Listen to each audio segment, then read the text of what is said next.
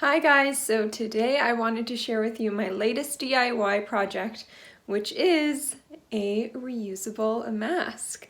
So with all the talk right now about the importance of wearing a mask even if you don't feel sick, I'm trying to wear a reusable mask when I'm going outside or going shopping, just to prevent any kind of droplet spread. It's a good kind of preventative method for all of us to try and reduce the spread of COVID-19. This mask I made today is just 2-ply cotton fabric. This is actually like a vintage hanky.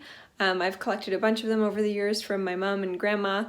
And what's different about this than like the bandana trick that you've been maybe seeing online, when you're folding the bandana with kind of hair elastics for around the ears, I don't know if you've worn it outdoors, but can you imagine trying to breathe through like 9 layers of fabric by the end of it? Because you're layering over and over and over again over your face. So I can't imagine it to be very effective, especially if, you're going to end up having trouble breathing.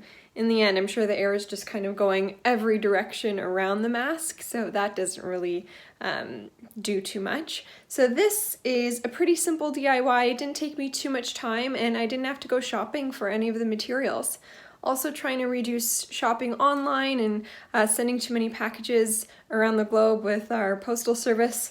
So this is something that you could all definitely do at home. This is how the mask looks on my face. It has comfortable elastics around the ears, and it is sitting flush all the way around the nose, neck, and cheeks. I can breathe comfortably in the center because of the folding technique that I will show you. And overall, it's pretty cute and totally washable. All you're gonna need to make your reusable mask is a 12 by 12 inch piece of cotton fabric. This is actually just a hanky. It is made of 100% cotton, and it does have an edging seam right here, which helps a lot so that it's not fraying. So if you do have a hanky around, that's super helpful, or just a square scarf. You can use one of these paper masks as a guide. It's almost like your pattern. So this was really helpful because I essentially just replicated the exact same thing. A piece of elastic. This is kind of like one of those headband. The hair elastics usually aren't long enough, but I really just measured almost the exact same length as this mask strap right here, or even just a piece of ribbon and then tie it around the head. Another important piece, a pipe cleaner. So I actually have that as a nose fastening. I also have a thimble because pushing a needle through the elastic is tricky work. I then have some pins just to secure the folds before sewing, some thread, and needles. I actually used a sewing machine, which I will get into, but you could always do the sewing manually on the edges. There are going to be 4 main steps when making your mask. So the first is to create the pleats, then sew them down on either end, adding the elastic, and also putting in the metal piece at the top, which is our pipe cleaner. Starting with our 12 by 12 piece of cotton fabric, you're just going to fold it in half once. Line up the edges and smooth it out. You can iron it, but that's not essential. Starting from the bottom of your mask now, you're going to measure up about 3 inches. And that is going to be the center of your first pleat. So pull that material up and pinch about 1 inch. And with that 1 inch of pinch, you're going to fold it down and then put 2 pins. So if I peel back the top layer here, you can see it's just about 1 inch of a fold. So this is now your new bottom hem. You're gonna measure up 3 inches, and once again, pull up a 1 inch pleat and then fold it flat down. I like to put my pins in horizontally so that when I am sewing the edges with my machine, it's easy to take them right out. You only need to do 3 pleats here, so once again, measure up 3 inches from that last pleat hem, and then you're going to fold that right over.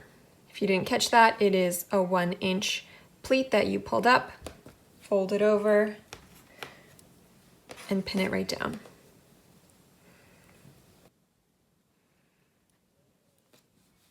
You're gonna see now that the length is just a little bit longer than a regular mask, but you will have those 3 pleats that you see right here on the paper mask. 1, 2, 3. Flip the mask over. This is another good way to check to make sure your pleats are looking nice and fine. So flipping it over and then just comparing to the paper mask.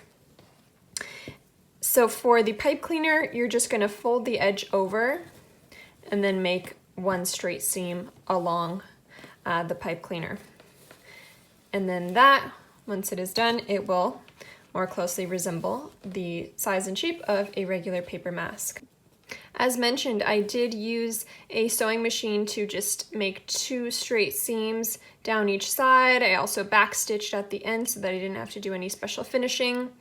Another 1 straight seam to keep the pipe cleaner in place. You could also do some manual stitching right at the end to just hold it more snugly in place.